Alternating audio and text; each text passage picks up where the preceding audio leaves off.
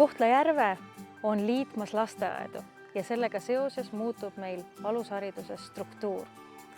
Me ootame oma meeskonda õpetajaid, tugispetsialiste ja inimesi juhtkonda, kes päriselt soovivad panustada üheskoos alushariduse edasiviimisesse.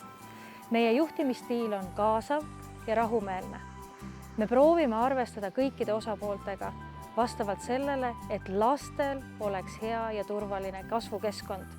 Me kuulame lapsevanemaid, kuulame hoolekogu, kuulame töötajaid igal ametikohal. Omalt poolt pakume me erinevaid programme, et toetada keskkonna loomist ja laste arengut. Meil on roheline kool, mille kaudu me õpetame keskkonnasäästlikkust, ettevõtlik kool, millega toetame lapse ettevõtlikkust ja iseseisvust. Meil on tervist edendav kool, millel me pöörame tähelepanu nii vaimsele tervisele kui füüsilisele tervisele. Ida-Virumaa ootab sind, oled väga oodatud meie meeskonnaga liituma ja saama osa Ida-Virumaa kõikidest võimalustest.